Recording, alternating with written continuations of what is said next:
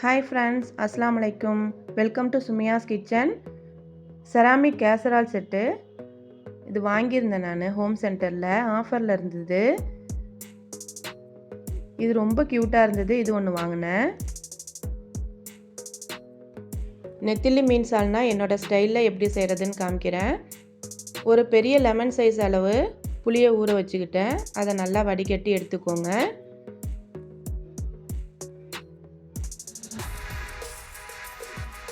2 table spoon மிளகாய் தூள் add பண்ணிக்கணும்.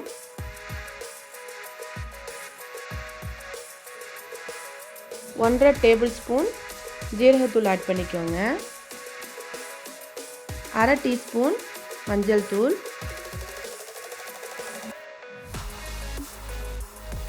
மல்லித்தூள் 3 டேபிள் ஸ்பூன் ஆட் பண்ணிக்கோங்க.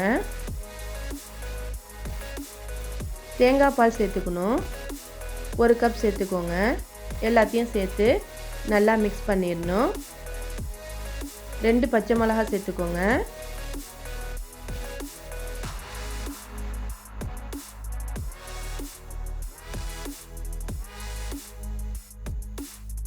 மல்லித்தலை கொஞ்சமாக சேர்த்துக்கணும். கல் உப்பு தேவையான அளவு சேர்த்துக்கோங்க. கேசரால் செட்டில் தான் இப்போ மீன் சால்னா செய்ய போகிறேன். 2 டேபிள் ஸ்பூன் நல்லெண்ணெய் சேர்த்துக்கணும். 1 டீஸ்பூன் கறிவடகம் சேர்த்துக்கோங்க.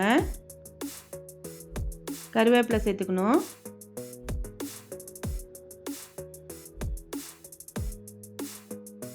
ரெண்டு 3 பல்லு பூண்டு சேர்த்துக்கோங்க, குட்டியாக கட் பண்ணது.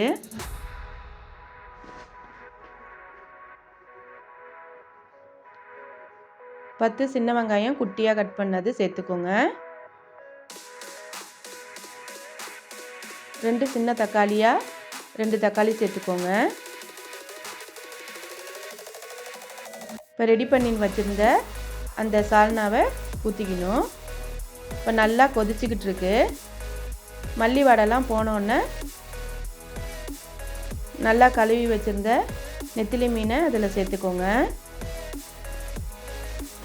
நெத்திலி மீன் சால்னா ரெடி ஆயிடுச்சு. கீழே இறக்கி வச்சோடனே அப்படியே கொதிச்சுக்கிட்டே இருக்குது. அப்படியே சர்வ் பண்ணலாம்.